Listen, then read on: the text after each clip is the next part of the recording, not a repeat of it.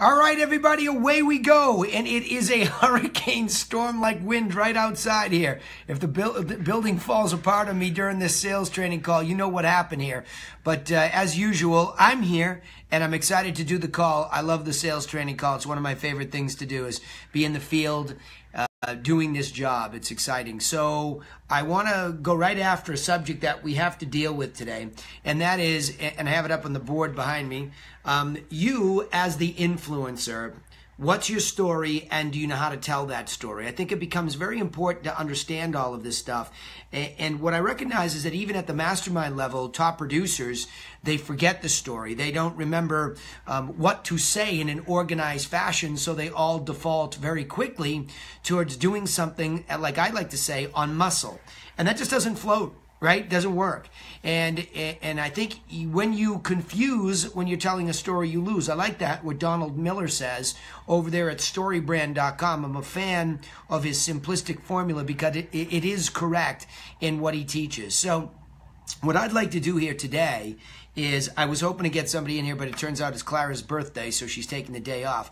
But I'd love a volunteer to play on the other side of me. I'll go through this, and I have my cheat sheet in front of me like I always do when I'm in a house, and that is the home seller course. And that is my story.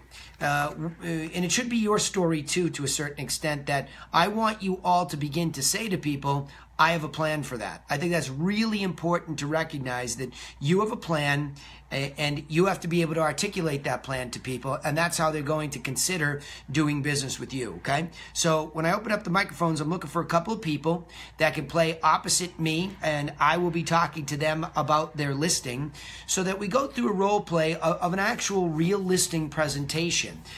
Conversely, if somebody wants to go on the other side of it and they feel confident that they know the basics of what's happening in the home seller course, or the simple infographic, if you have that cheat sheet in front of you, you can take that and we can go very slowly and break this down. But I want to be very clear that at the TRC and at the Griffin Realty Group in its actual practice, we believe that the unique selling proposition is that we have a professional plan.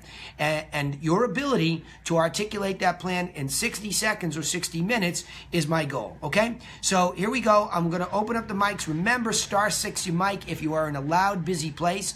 *7 unmutes it if you want to talk again, okay? So here we go. All right, yep, we got a violator. Hey, guys, *6. All right. So that never works perfectly, does it? So I am also live on Facebook too. So if you want to watch over there as well, I'm over there. I don't know what's going on, a little funky looking blue haze in there today. So I don't know what I've been doing, messing around with that. But I'm over there too. So if you want to see what I'm holding up in front of me. And again, I'm trying to teach you that you are the influencer and you need to know your story. That's a key point here today in the sales training. All right. How about you, Kleber? I got you in the hot seat with me. You there, buddy? Of course, he's hiding. Everybody goes running. Am I live? Can somebody tell me I'm live? I can hear you. There we go. Woo! We are all alive. All right. So. Sorry, I just dialed in. Yep. Are you in a car, or where are you? Sitting still? I want somebody sitting still. Heather Lang, you sitting still? Heather, I see you there, Heather. Come on, I want one of my mastermind members. Heather. Hi, I'm here. All right, there you go. Woo! Hi, I'm here. All right. Hey, I'm not sitting still. I'm on my way to an appointment, but I am happy to do. Let me give it a try. Yeah, cool. Awesome. Yeah, well, because, well, good. I'm glad you're on your way to an appointment because that's where you're going to tell one of your stories, right? So for the mastermind members that are on the call today, obviously we have 3 stories to tell. 1 is to the seller, 2 is to the buyer, and 3 is to the agent. So it is important to get those 3 stories down. And we're going to start with, I have a plan for that. That's the key there. I have a plan for that. So what I'm going to do is be sitting I'm going to pretend I'm sitting in front of you, and we're going to be going back and forth. So the way I would have set this up, and I want to be very specific, is I would have come to your house for an appointment. You would have been nice enough to have me over. And then what I would be doing is I would be coming in and saying, look, Heather, thanks for having me over here. I really appreciate it. Do you mind if we just go for the nickel tour of the property before we sit down and chat?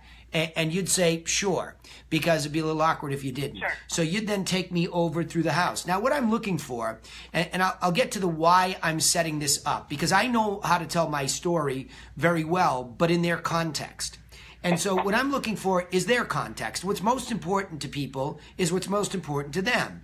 So their property, that thing that they've asked me to come in and see, is the singularly most important thing that they're concerned about. What's this thing worth, right? And how am I going to go through this process? So after taking that nickel tour, I would have been able to gauge the what? What am I gauging, Heather? Help me out. What am I looking for when I walk through that property? I'm wanting to see what the condition is like. How do they keep their house? They might be in the middle of moving, but you can still tell a lot of what needs to be done, if there's any deferred maintenance. So looking on the staging side, also, offering suggestions as we go along. That way we'll talk about staging and items that can go and stay. Good. So simply put, let's and then also looking, yep. I've done my prep before the appointment to see what other homes are looking like in the neighborhood. So right. I'm kind of constantly measuring, their house against what I've already prepped and looked at, so that I can speak to that when we go to the pricing. Okay, good. Excellent. Good start. Let's chunk it up and simplify it. Number one step in our plan, in our story, is our ability to price it right. Right? That's something that we're not afraid to lean in here. We're not going to sit here and play like everybody else does and beat around the bush. Pricing it right is the number one issue when you're trying to tell your story of your plan, right? The story of your plan. So if I have a 7-point plan and number one is pricing it right, I am going through that property to look at everything to be able to, in that moment, give them a reasonable trading range or price range, whatever you want to call it. I call it both. I'm trying to gauge the condition, okay? That's number one, because condition is the number one thing that's going to affect pricing. And then subsequently, if they want to move up the pricing ladder, then it's going to fall into condition, staging, all before marketing happens. And they're jonesing to know about your marketing. A lot of it is condition, and number two, pricing, and number two is marketing. Those are the 1 and 2 punches, right? That's what's going to happen. So you're going to have to hit those points somewhere in this whole thing. Are you with me? You agree? Yes. Okay. Yes. Cool. All right. Absolutely. So now I've looked at condition. That's number one, as I said. Now I'll also, if the weather's not like it is today, I'm certainly going to go for a walk outside too, because here's the other very critical point of setting up and your ability to tell the story is to know your audience. I mean, it might be one thing that you've been following up for a long time, but now you're face to face. We're in that kinesthetic experience. Everybody's leaning in together. So what we need to do is we need to understand the audience. And so we haven't come to sales training discussion a lot about DISC personality profile, but let's just suffice to say we chunked that up. D, is it a dominant type of personality I'm dealing with? I, are they influential? High I, they like to talk about all the great features of their house. S, are they really steady and methodically going through? C, are they very cautious and standoffish, saying very little about the situation, all the while gauging us? I think it's important. So the 2 beats are, as I walk through this property, I'm getting that beat for condition, then I'm getting that beat for audience. Got it? You with me? Yes. Okay. So remember those 2 beats. Now we sit through the nickel tour on the property. I really appreciate it. Okay. I just wanted to ask you, before I get started and explain my plan to you, is there anything that you're concerned about? Is there anything that you're afraid or worried about in this process? Right? And basically, there's a lot of ways to say that. What's most important to you in this process? So I can go fear-based and say, are you worried or afraid about anything before I started about going through, this process? And again, the way I say that, I might use certain language based on the person that was on that other side of the tour. So if they're cautious, I might go right at it. If it's a C personality, anything you're really worried about in this process, I might play to that personality type with the language that I use. And when I say play to it, I want them to express themselves so I know what's happening, right? That's the most important thing. I just want them to express themselves. That's very, very important. So now, as time goes on, as they're expressing themselves, you got to let them vent a little bit. And a lot of times they won't vent. So I'm in that rock and that hard place to say, I want you to read your mind out loud to me before I tell you my plan. Because here's where we all, I think, make a mistake very often. We are so enthusiastically ready to tell our plan that we often forget to root ourselves in remembering as you go through the plan what bullet point to highlight or lean in on the most, because that's the point that's most important to them. You with me? Yes. Okay, cool. So now I'm going to ask you that question, and I want you to really think about, your property. If this was really you, and I'm coming to you and coming to your house, now I know you because I've been coaching you a long time. I know your personality type, okay? And so I'm going to ask you and say, hey, Heather, is there anything that you're worried or concerned about in this process? Well, I want to make sure that I get the most money I can for the house, but I don't really have a whole lot of money to put into things, so I really need your suggestions on where I can get the most bang for my buck and really for the least amount of money. And do I really have to do certain things? How is that going to affect my price? Okay, great. So what I'll do is in the plan, I'm going to talk about the things that you should and shouldn't do. In particular, I'm going to talk about condition of the property and what you can and cannot do, and then staging. Those are two things. And those are 2 of the 7 points. But I'm going to show you how our discussion about what's most important to you about price range and goals, how this all comes together. But I'll make sure to highlight that list of what to do and what not to do. Would that be okay? Okay, that sounds good. Okay, good. So now we're going to roll into these points. So what I'd like to do is just give you an overview, Heather, of the 7 points, and then we can dive in. But I want you to know that before we got here, I know that you were asking about price and marketing as well. So I'm going to hit those 2 points here today. So the very first point that I want to talk to you about, and let me just give you this infographic, okay? So I would slide the infographic across the table, because what I want is a guided discussion. Okay, I don't want to leave this to this perception and you just staring at me talking. I want you to have a very kinesthetic experience. So I'm going to have the infographic like a cheat sheet. Now, I may very well have the home seller course in all its glory, which is all the full written out booklet, but it's most likely that I'm going to have just a simple infographic of the seller course so that as we go through it, we can hit the highlights. Because remembering, as much as I want to give you my presentation, I'm still cognizant of how much you can handle, how deep you want to go or not, where I have to be able to adjust into very quick answers. So I'm going to say, Heather, as I go through the narrative of the 7 points, stop me at any point, interrupt me at any point, ask a question at any point, and we'll cover that, okay? Okay. All right. So the first thing that we discuss here is we come right through the door, Heather, today, and I really want to talk about price, because it doesn't matter how good the marketing is and all these projects that you do. If we miss the price range, we have a problem from the get-go. So I want you to understand that over the years of doing this, I've developed a very simple formulaic approach to pricing it right.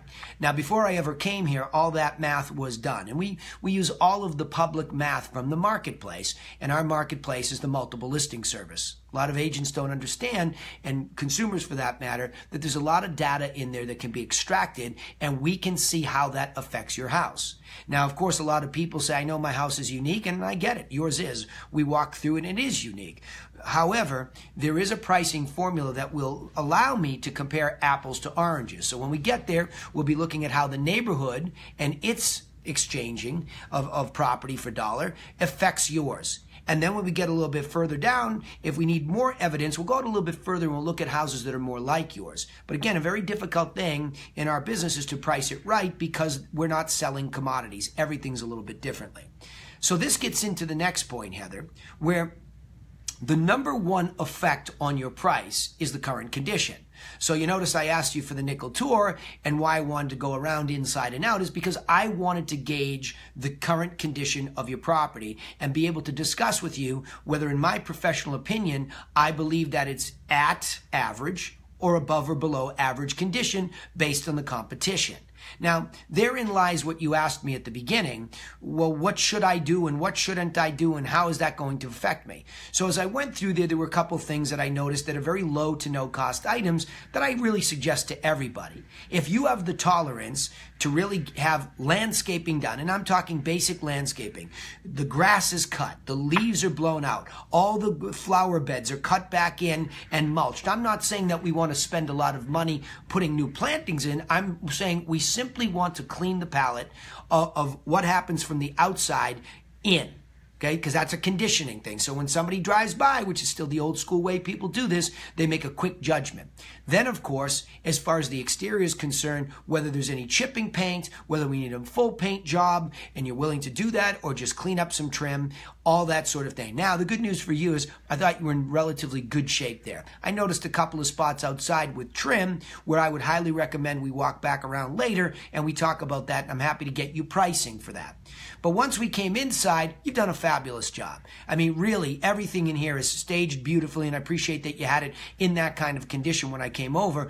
So my recommendation is there's not much to do here. I did notice upstairs there's one bath that hasn't been redone from the 70s or so when the house was originally built, but I'm not recommending that you go change that. It was very clean.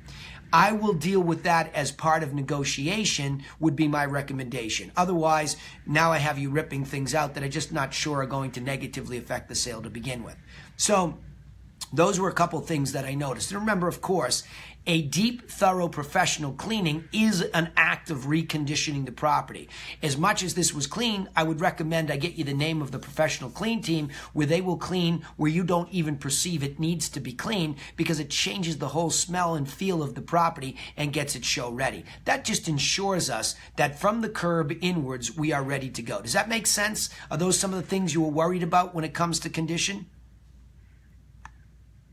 Yeah, that totally makes sense. I guess I'm even wondering, you know, like I have some paint in one room that I'm not sure if that works. Can I leave it that way, or do I have to paint that room? Are you talking about the yellow room upstairs? Is that what you're talking about? Well, it's more like a gold kind of color, so it's not bright yellow, but yeah. Yeah, sure. If you think it looks like yellow, maybe I need to do something.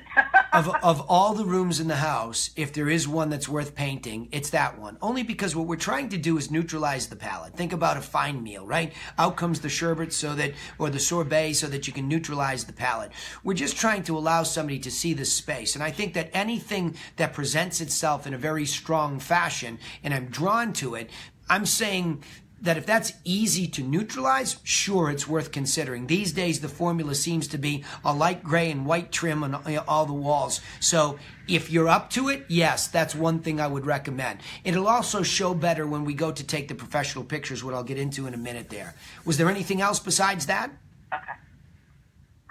No, everything else that you're saying makes sense. Okay, great. So the next thing is, once that's all done, so all the reconditioning that we can do, I'll still assess with you if there's anything that we feel is deferred maintenance, because that will come up in a home inspection. We'll deal with that another way by me bringing over contractors and getting it actually priced out. Because what we find is that when we ultimately get to the negotiation stage, most people that look at deferred maintenance get worried, scared of the cost of doing that, and often many times overestimate what the cost would be to fix that. So what we'll do is we'll bring over some of our professionals, price it out so it's on professional letterhead, so that if we need it, or if we're dealing with it very directly, we have a real number on the table that we'll use as part of the negotiation. Good news for you is I think maybe we get away with everything. I noticed the roof might be a little bit older, but it's in good shape. So if that becomes an issue during the showings, we'll deal with that with our roofer and we'll bring them right over. Okay? So after all that, the next thing is, I have to tell you, I give you a 9 out of 10 for staging. And the only reason I leave a 1-point margin is because the professional stagers that we deal with, if we needed one, they're just magicians. So we leave a little room from a 90% to 100% for the magicians. But I think to start off right now, I think this showcases very well. Maybe before the pictures, I'd probably move that couch in the living room so it opens up the house a little bit. I get it, you tilted it towards the TV, but maybe just a little bit more feng shui type of feeling so that the pictures are taken correctly. Again, neutralizing the palette, not so much how you live, but how somebody needs to see the space. Now that we get through, we understand that range, which is conditioning the property and then staging it, now and only now do we begin the marketing. See, if all that's not considered up front, we're rushing to the marketing. And everybody wants to know, what's your marketing plan? Well, the marketing plan is actually quite simple. We want to, in the best state, meaning the best day and the best condition this property can be in, memorialize the digital footprint. Meaning what we want to do is we want to get our professional team photographer to come in, take the video, get the floor plans, and then bring that out to our digital team who's going to put it in video form for virtual tours, etc., so that we can get it up online. And then there's two beats that we hit. Number one is called syndication marketing. That's what all real estate agents who are members of an MLS do first. They take whatever they've done, and I can't speak for everybody else, how professional the photography is, etc., and whether they do virtual tours or 3D tours and all the things that we do, we don't know. But we can speak for ours that it's going to go into MLS and then syndicate out to the internet in the best shape it will be. So you can be rest assured that it's on all the major tech sites and that it's on, ironically, all of our competitors. It's out there. Okay? So that's called syndication marketing. But the problem with that is you just became a fly speck in the internet ocean. And what we like to talk about at our company is push marketing. Meaning what? We're going to take that digital footprint that we just worked so hard to perfect, and we're going to put it on our website, and then we're going to push it around. Now, we might push it around in a very old school way, like open houses. We believe that those are some of the best ways to get real buyers who are motivated in the field to come through and view the property, and of course, their agents too. The other part is we'll push it digitally. We'll put it on YouTube. That's why we make a video of it. We'll put it on YouTube. We'll put it on Facebook. And then we'll push it around there with some ad spend. We also will do some direct mail postcards to stimulate what we call off-the-dock fishing. We'll let your neighbors and everybody know that this property's for sale because oftentimes the sale comes from a referral from the neighborhood. So that's what we call push marketing. So those two beats are what make up the marketing. Any questions about that? No, that sounds really good. Okay, excellent. So what we've done... Am I going to get one of those, like, really special color flyers at the house? Absolutely, absolutely. So the in-home is absolutely ready to go. You'll get a semi-gloss 4-fold brochure that sits in the house during the open houses, co-broke showings, whatever it might be, so that we plus it up from the standard MLS printout. So yes, absolutely. Anything else? Okay, good. Yeah, great. And you'll also be a feature now. Nope, that sounds good. Great. I'll go a little bit deeper there too. When it comes to digital, I know that you and I had talked a little bit online about what we do digitally, and you've seen the website. But if you go to thegriffin.co and you take a look at featured properties, you're going to see your property in all its glory set up that way. Because what we want you to do is really have your own individualized website that we're driving all this traffic back to, so that there is a full and robust experience for just your property only. So that as somebody gets more interested, they're able to constantly go back to it. So that's really why we spend so much time in what we call push marketing versus just waiting for syndication. Look, we're thrilled if another broker comes with their client. And we're thrilled if they found it on the internet. We don't care how it gets sold, just that it gets sold for the right amount of money. So what this does, Heather, is this stimulates activity from the marketplace. So albeit communication is an important part of this entire process, as it is here today in your home, communication, once the buyers and the buyers' agents have been coming through, is the next step.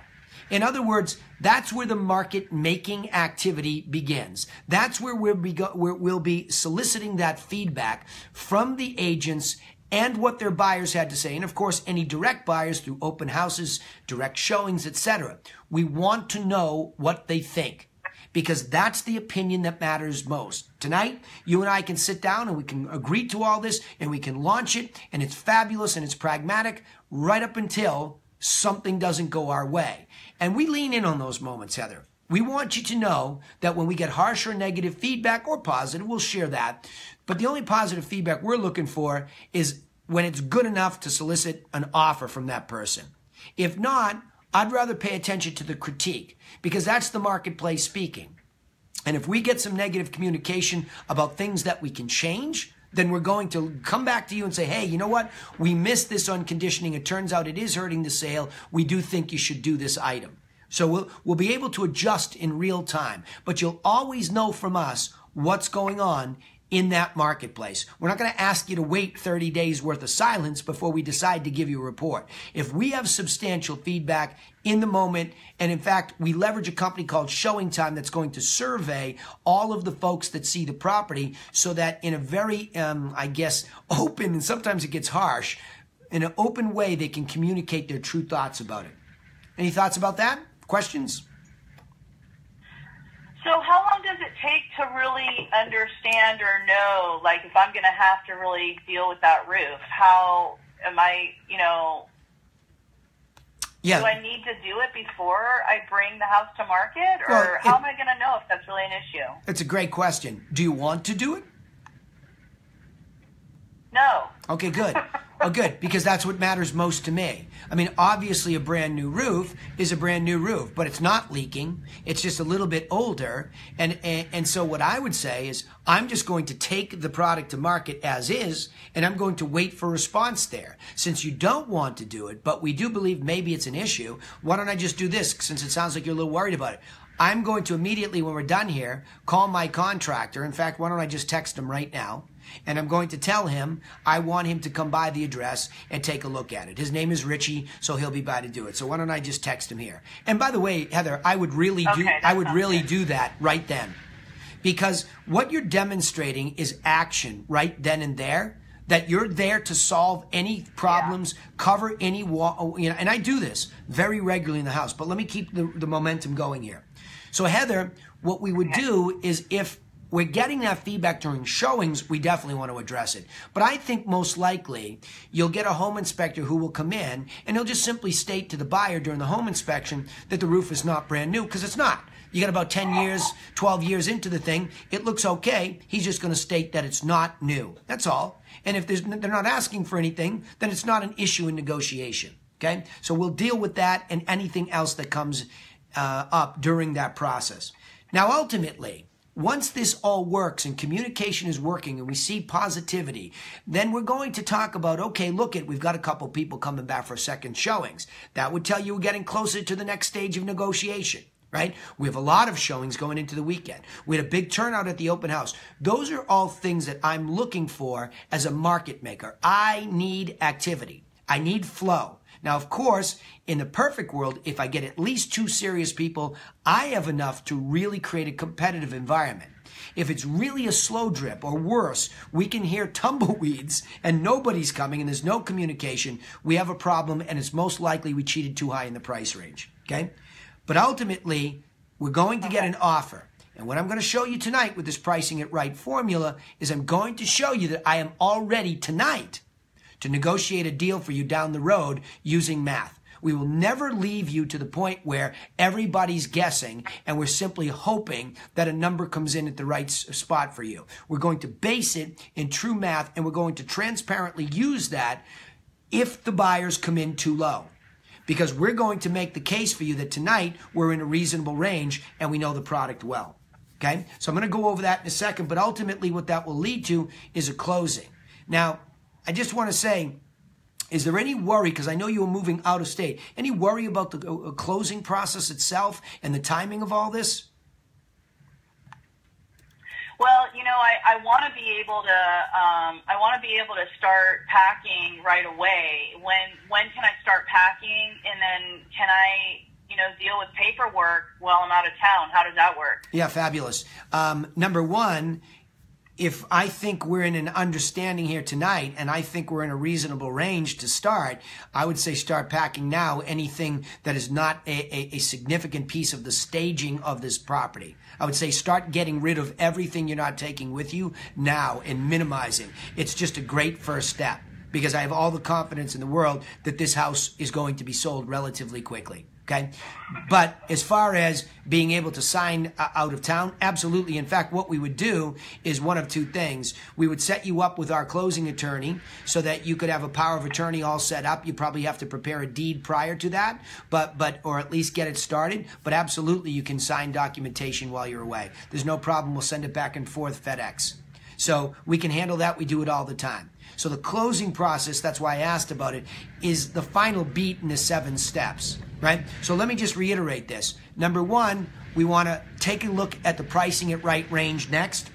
We're going to talk about that conditioning stuff to improve you, and the staging would be the second phase of that. And then ultimately, between syndication and push marketing, that's what we're going to do.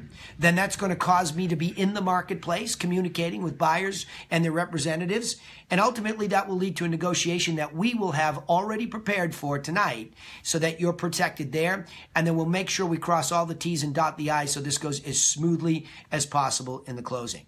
So that's our simple 7-step plan. Any other questions about that? Nice.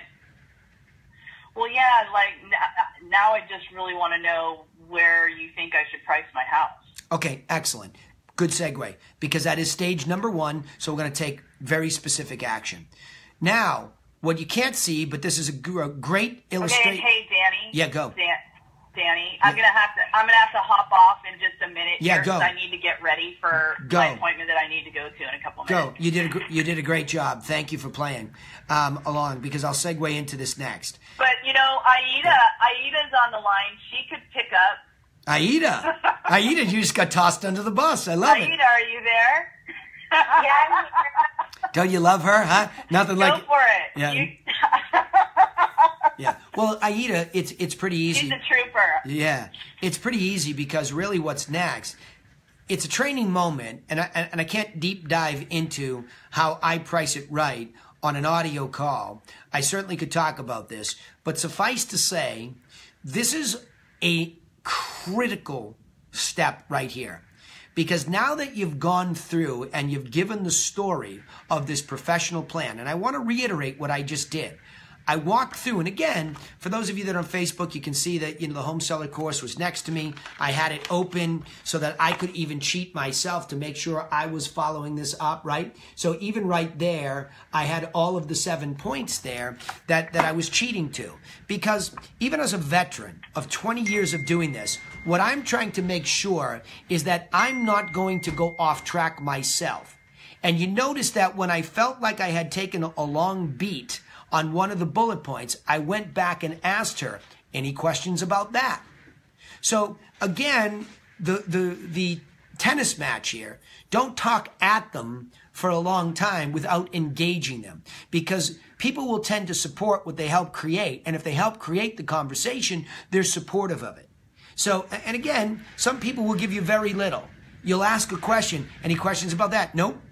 Because oftentimes, if you're sticking to the plan and the articulation of the plan, there are no questions. The intent of having a plan is that you are actually rooting out all of these questions. Because everybody's worried about pricing, condition, staging. Do I have to hire a pro? Marketing, what the heck is that all about?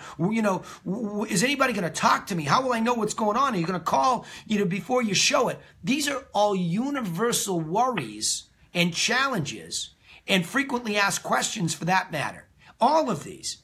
So as you go into this discussion, just simply a short narrative or a longer, deeper dive, if they're worried about it like she was, I give them more education to lift them up and empower them to hopefully eliminate fears, eliminate objections, and eliminate questions. Okay? It's a very important thing to understand why a good plan is important to learn and share and articulate well. But now we go back to taking action. And this is the big drum roll moment for most people, is that what is it worth? Okay, I get it. I love your plan, but I'm dying inside waiting for your number. And this is where you have to be careful not to play pricing it right bingo. Too many agents are walking in with some kind of tacit look at comparables and just saying yes to a price guessing game, right? And now all of a sudden we're in this, say, look, here's the way that this works. And I'm going to show this to all of you as realtors. There's a reason Zillow was able to proliferate on the back of an algorithm that spit out a guesstimate of value. Now, I know realtors can't wait to beat them up, but you shouldn't. They came up with an algorithm that could take public information and could spit out a range. Okay? Now, that should have clicked off in everybody's head. Well, how the heck can they do that? How in the world can a tech company go out, grab big data, because that's all it is, pull it in, put it into an algorithm, also known as a mathematical formula, right? To get some kind of a methodology for a range and a guesstimate. So, because there's public math. And the number one piece of public math, I realized, in my world, is assessed values. And the first thing that everybody in this industry wants to say is assessed values have nothing to do with market value. You would be 100% wrong if you state that. If you say that out loud again, off my watch, I'm telling you, you're wrong.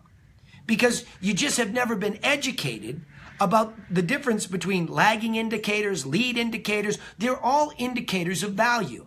I was lucky enough to trip into a Wall Street environment as a junior analyst way back when and learned about these things and relative analysis.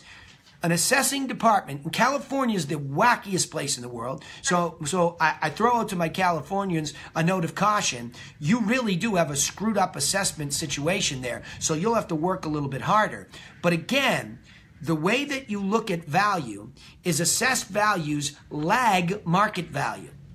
Assessed values exist, appraisals, assessed values, market value. They are all indicators of value. And the hardest one to come up with is what? Market value. Because it's the one that's moving the fastest. If an assessor's department assesses a property, they take into account everything an appraiser would, everything a realtor would, right? I mean, they're looking at size, they're looking at bedrooms, they're looking at bathrooms, lot size. Even now they're starting to look at condition of construction in my area. So there's an enormous amount of data that goes inside of an assessed value. So I looked at that and said, this Zillow and all these other algorithmic people must be using that somehow. And by the way, RPR, I think is there RPR in the Realtor Association? Is that what the tool is? RPR actually uses the same thing. You should all be diving into your MLS right now and looking at RPR. That is a mathematical approach to looking at value. So that when you go in, you're not just showing pretty pictures and guessing, you're actually using math. Okay, so there's my harangue about how that works, because I can't get into big detail on it right now. All you Campfire members, I promise to teach you that too. And of course, Mastermind members, on demand anytime, we have a video for you to watch exactly what we do. But what that would lead to is my ability to say, okay, so here's what we have. We have a trading range. This is a very Wall Street-ish type of language string that I use. We have a trading range here. What this indicates is that properties in the general area or that were like you, I have two analyses, right? Okay, I look at this and I say the bum or the distress sale sold for 88% of value. I can grab, Laura, can you give me the one we just did, please? I'm going to show you live real math that we just went through, that I'm dealing with a luxury listing that just expired for the second time, right? Is this a second time expiry? Yeah, it's been on for 800 days. 800 days on the market, okay? You think we have a problem here? Definitely. So now I've asked for a fresh analysis, and what I see is the last asking prices, which is my pragmatic data, is 1495 down from 1695, no action. Now I've been to this property, and I didn't get it the last time because I told the truth, okay? I went through this whole thing with the truth. So now it's a stucco house on Cape Cod. Problem number one. Problem number two, it's 7,000 square feet with what, 6 or 7 bedrooms? 7. Nobody wants that anymore. So we have two problems to deal with that are going to take this luxury property, which is spectacularly built, and it's going to knock it backwards in value because those problems haven't been dealt with, right? So, and they can be. It's easy. What did I just say to Heather? The first thing that I'm going to do is have my contractor go out and give me a price to shingle style his property. And once that's either done by the owner, if he really wants to sell it for top dollar, or we price it out and it's ready to go as part of a deal, then and only then have we dealt with the number one white elephant in the room, okay? But if I look at this, the lowest property that was in this, and this is actually a subdivision, a private community, 85% of its assessed value is the lowest ratio that somebody sold at that was in this association. And the highest was 112. So his assessed value has dropped significantly, by the way, year over year, down to 1509600. I like crooked numbers when I'm doing math. And what it says is at 112%, it could sell for 1.69 on its tiptoes, right? And at the lowest end, if he was 85%, it would be 1.283. So now I have real data. An average would be 1524. So what do I know immediately that I have to discuss? I cannot ignore this.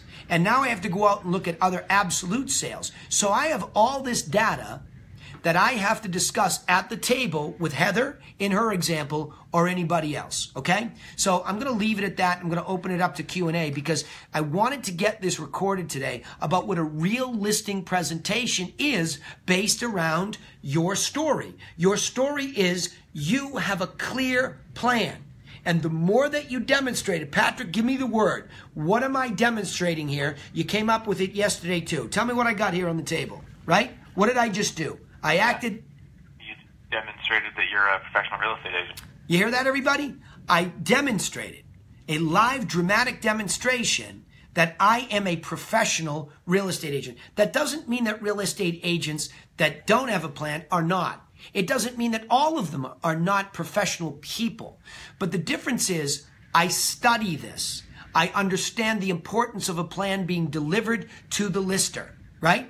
I understand it. And so my belief system is that what makes us unique is that not only do we have a plan, which by the way is taking the universally correct way to sell a property in its order. So a lot of people were teaching, well, you don't give them a price until they commit to you. What? I can't even wrap my head around that. The number one thing people need to know is what is this thing potentially going to sell for? And can I do anything to enhance or improve my situation? And here we are as this guide with a plan that says, yes, let me coach you. Let me lift you up with this information. That's the key point here, is that you are the concierge, educator, teacher, and that's your story, okay? It's professional. Now, what you're doing is you're influencing people to believe that you are that person. Okay, that's what you're doing. You're trying to influence somebody to believe that you give them the very best chance to win. Okay, that's very important. All right, let's open it up for Q&A around this subject or any other sales subject. I'd prefer if we could keep this call on the fact that I just told you a story that was professional and I gave you a teaser into one of the more difficult technical things to get really good at. All right, go ahead, Patrick, or anybody else want to kick me off?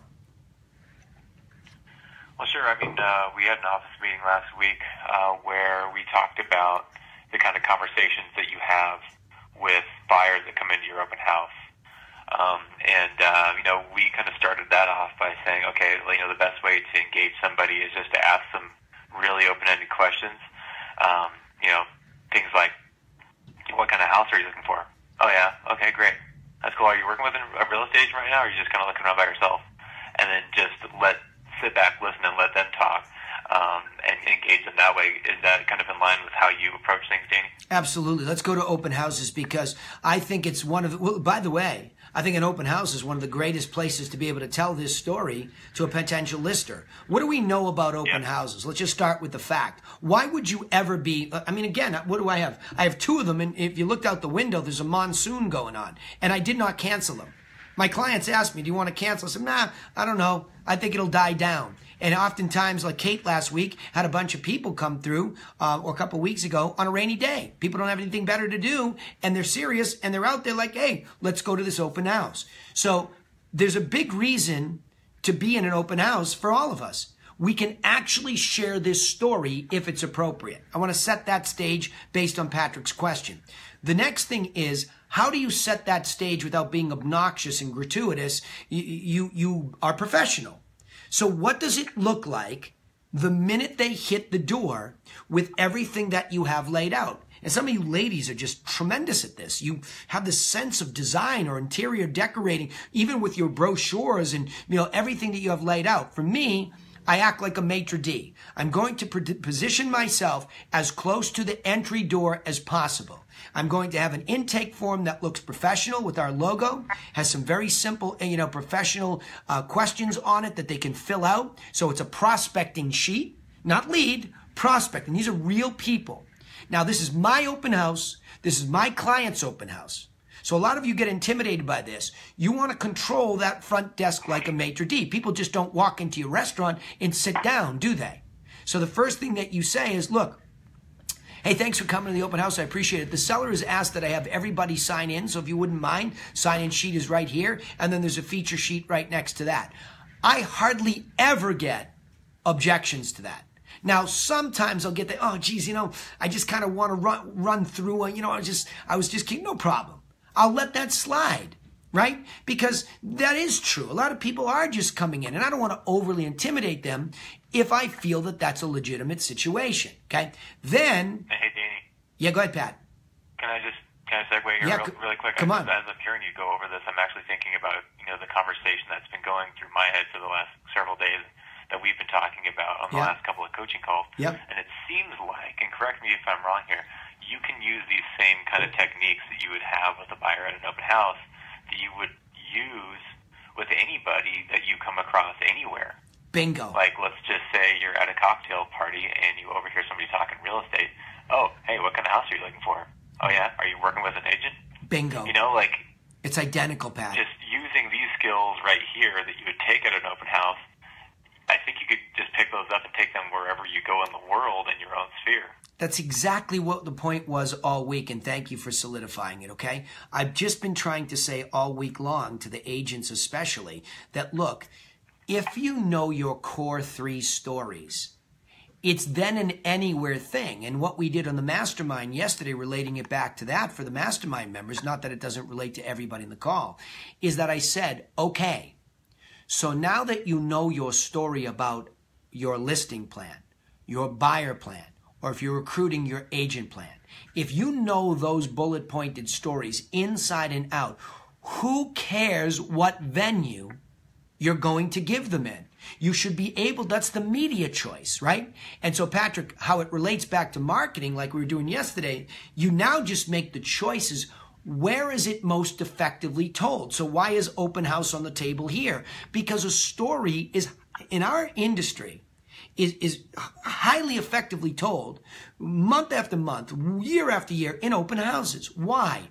Because I don't care how digital age we get. We have a kinesthetic process, meaning I want to go. It's like a car, a house. I want to get in it. I want to test drive the thing. I want to kick the tires. I want to see what the view is. I want to get in this thing. So that kinesthetic moment is the best. But you're absolutely right. Anybody, when you catch them in that moment where they are thinking about making a move, it doesn't matter. It can be the PTA meeting. It can be the bar. It can be the social club. It can be the country club. It can be anywhere. And the minute you have your radar up, and it would be the same thing in an open house. Everybody that comes to the open house doesn't mean that you have a free reign to have a conversation with them. Some will be very standoffish. No, I have an agent I'm working with. I just want to go through. No problem. If you put the agent's name down there, that'd be awesome.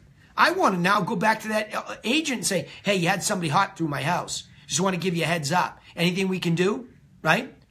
Yeah, geez, Danny, I'm up skiing. Would you mind letting another agent in to show it again to the wife? No problem. Boom. I'm making a market, Pat. So I'm always leaning in to that moment where I can say, is it a go get it moment or is it a standoff moment? So it doesn't matter the venue, but the open house has context. I'm creating a very live, real marketplace that I'm in control of. Isn't that what we all want?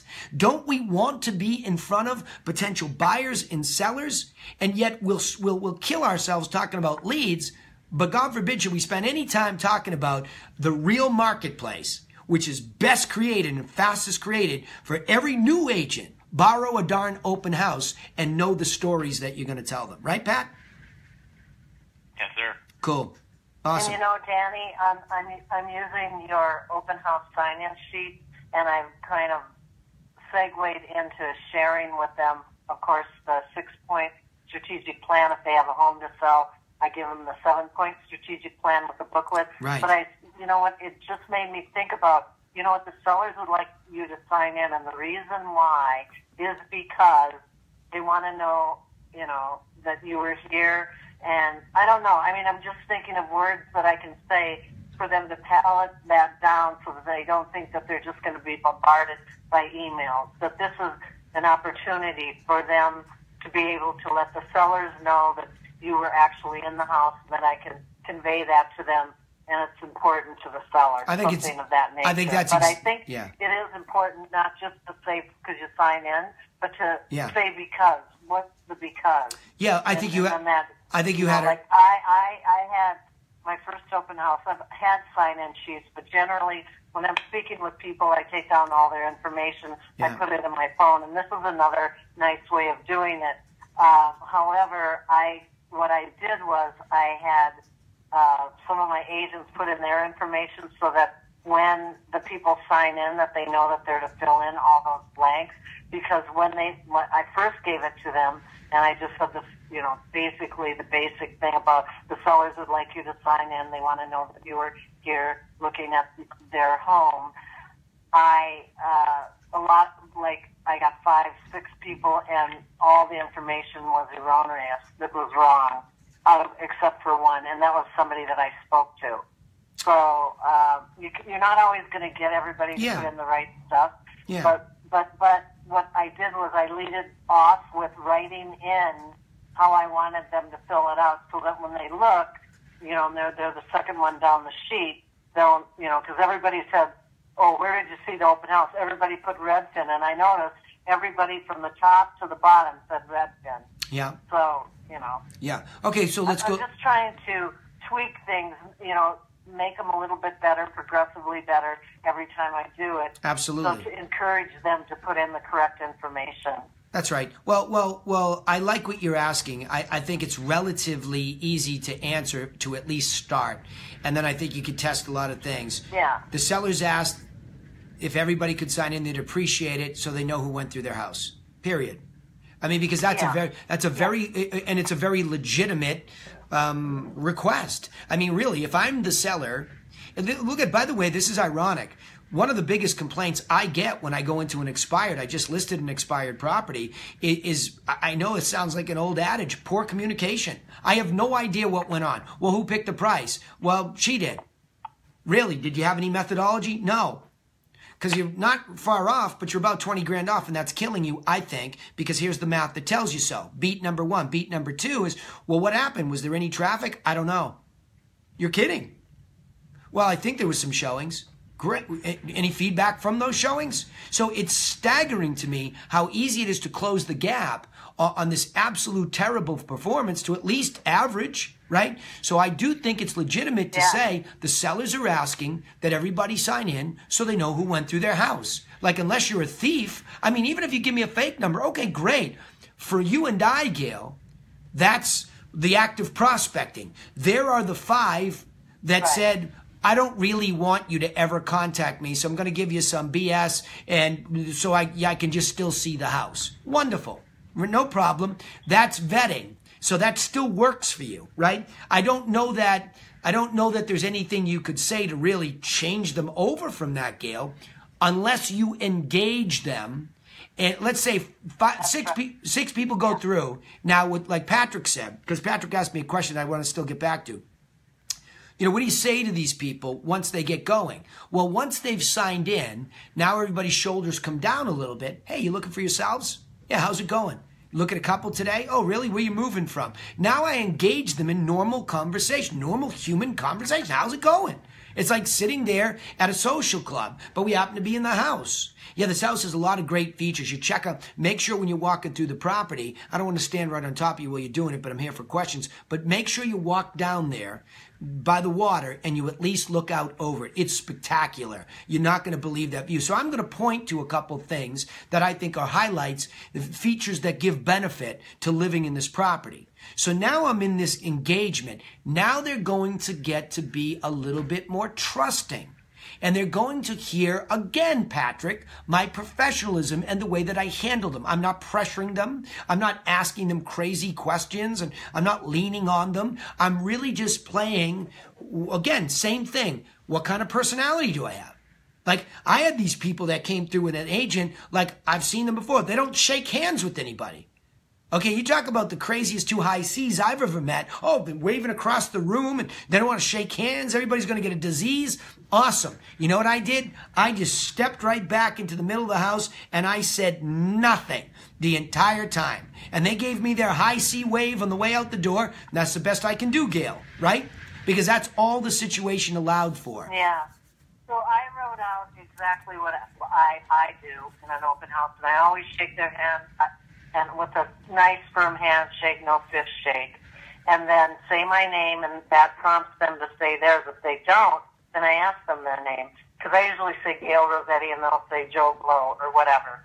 And then what I do is when I'm talking to them about signing in, I use their name like 3 or 4 times. So I've got to be on my game. I've got to remember what they said. Yeah. And their name is, and that challenges me all the time, which is exciting for me. Yeah. So, I mean, I have a whole list that I gave my agents on what to do prior, what to do during, and what to do after, so that they have a checklist of that. And that's a big thing, shaking hands. It's a huge thing as far as I'm concerned in the area we live. Yeah. Well, I think anywhere it's a kinesthetic experience. Again, the more familiar we become with each other, I think, I'm not saying that everybody would be trusting, but you have a greater opportunity for engagement, right? So, all right, funny you bring this up, because I want to bring up something in a second here, but I want to make sure, here's the Q&A, got a few more minutes left. Anything burning on somebody's chest they want to get off, they want to ask me a question, they have a sales challenge, go ahead. Open mic right now, go ahead. Hey, Danny, this is Andy Snow with Cantu Group. Hi, buddy. Hey, I wanted to circle back to your example there with the kind of luxury property, and I believe it was expired.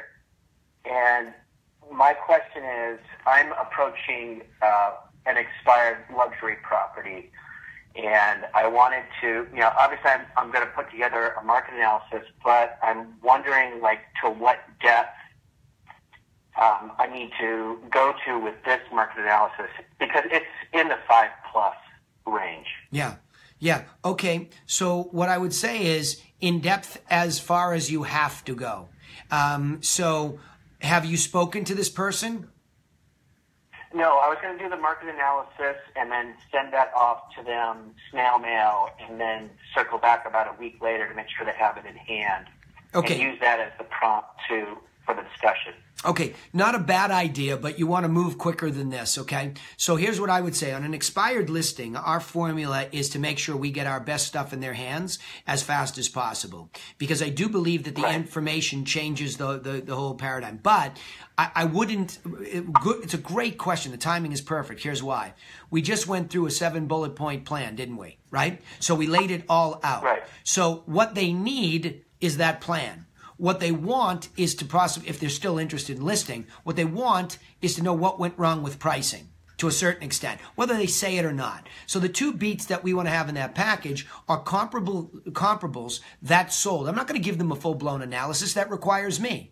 So when you look at, and Patrick, you should 100% be grabbing that cover letter, for the expired program and reading it with your team and leading that off with Andy. Okay, because it's very clear these beats. Yeah, he passed that on to us. All right, well then, Andy, stick to it. My best answer is then stick to it. You're not reading it enough and understanding it enough, so I'm glad you asked the question. Hey, sorry you expired. It happens to a lot of people, unless, of course, you took it off intentionally. There are 1 of 7 things that are usually the culprits. 1, 2, 3, 4, 5, 6, 7. Okay, so in order to help you get started in the right direction, I've sent you my home seller course that covers all of those points and how to fix them.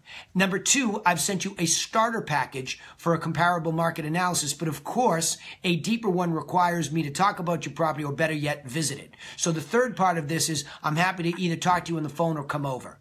Just don't forget that. That's a formulaic approach. So that instead of spending too much time while some other guy's picking up the phone and they don't even know that you're there, get the gift out the door immediately and call as quickly as you think is reasonable to discuss it. That's my best advice. Okay. Yep.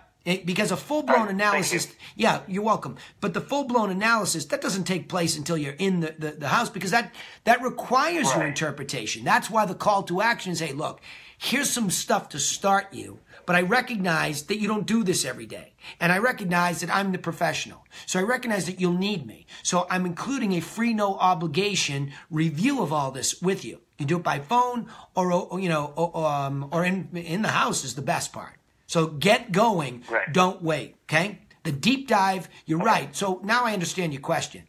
The shallower dive, but not too shallow, is sending the booklet and the solds around them in as pretty a picture format as you can with a call to action to set up a call with you or a visit, right? Get it going. Right. Okay? Good, great, yeah, excellent question. Okay, I got time for a few more. I'll go a few bonus moments before I tell you a little anecdote about car salesmen. You'll want to hear this one. Go ahead. Any more questions?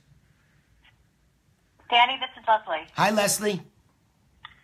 Hi.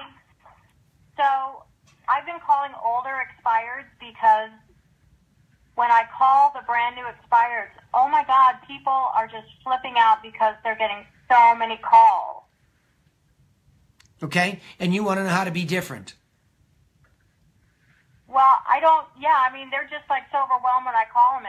It just seems like, yeah. And you want to know how to be different. Hold on, I'm conditioning your thinking. Hold on, I'm conditioning your thinking. And you want to know how to be different. You don't want to be talked off of this opportunity. You want to know how to be different. Okay? Like, let that sink in. Okay. I'm not going to let you explain away. If you want to do expireds, and Paul's an expert at that, so why wouldn't you? And it works wildly well for him, so why wouldn't you want to duplicate your own mentor, right? So I think that what you want to do is understand, so what? I'll give you empowering language. So what? So what? I don't care if it's 15 or 20 or 30 people. They do not have what? Your what? They don't have your what? Plan. Thank you. So just start to believe that more and more and more. I don't want to bother you. I know you're probably getting a bunch of calls. I just want to let you know I put my plan in the mail to you. I'll call you back after you get it. Bang. There's your bare minimum. If you're scared of getting into that dogfight, and I don't blame you if you are, there's your bare minimum, okay? Okay. Yeah. Look, yeah, it's almost as if you want me to say more, and I won't. I won't, because I'm solving the problem that's in your mind. Here I go into a dogfight with a whole bunch of people. What the heck am I going to say that's any different? They're hanging up on me. They're short with me. Hey, just want to let you know, and you might even leave them a message. I know you got a bunch of calls today, but be on the lookout. I sent you something first class. It's my plan. So when you get it, I'll be calling you to follow up to make sure you got it, because I think it'll help. That's it. You're off the hook. Do you send that, like on cardboard paper, whatever, you send that plan to everyone? I send that to everybody I want to do business with, yes. Do you have a paper copy that you put into a smaller envelope, or do you send that big? I send this big magazine here, and I can't wait to spend more money making it thicker, prettier, better, and more important, because these people matter to me, and I want them to know that I am different. I am willing to. So what? Oh. If you go with somebody else, great. You still need my plan. Oh. Okay. Thanks. You're welcome. Good question. Right? See how convinced I am of my own plan? Please try to get there with me for yourself. Okay? You've got to believe that your plan and the way you articulate it is desperately needed by everybody that's trying to sell or buy or become an agent. Okay? All right, here's my anecdote, and then I'm going to wrap. So I am in the market with my wife for a new car. And so we have literally driven, and we still, as you all know, I have 5 kids, 3 of them still at home. So we got hockey bags and friends and this. So we just can't go looking at anything that doesn't have capacity. So we have been to every single dealership. We have become professional car testers. And as a salesman and a guy that trains sales, okay, I am very hyper aware of how I am treated when I am on the other side. So I cannot tell you how poor of a job most of these people have done with us. Really, really poor. Now, my wife is about as easygoing Midwest as it gets. And I can't tell you how many people have tried to use fear and pressure tactics to get her to make a decision before even beginning to care about educating her about product. And me, as a high D, even though the high I in me has empathy, you're a sales guy, I'll stop you. I'll say, look, stop. I'm a sales guy. You're not listening. Just stop. This is what I want. Okay, I'll give you the chance, but you got to stop coming at me like that. Stop reading the script at me. It's not working for me. I'm asking you a question. I want an answer. So last night, we decide to go out and look at another one. And we come into a dealership. There's a young guy there. You can tell it's late. He's probably getting ready to wrap. He goes, let me see if I can find a salesperson for you that can help, because he was wrapping up. I think he was moving cars. He goes, yeah, you know what? He's busy. He leans in with us and he starts to educate us. He's got 3 cars started, warmed up. He sits in the back seat like an enthusiastic young guy would, and he's saying, hey, turn the radio on. Hey, check this out. Hey, go with this. Hey, Julie, he's got her name on the tip of his tongue.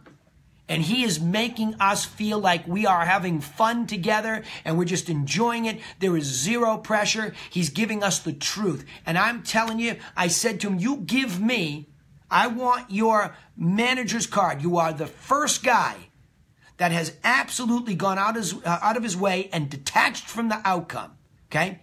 And this company has also followed up with me. In fact, while this call is going on, I just got a text with him that acknowledges, yes, I know you want numbers, and I will have them all banged out for you in the morning. I know where I stand.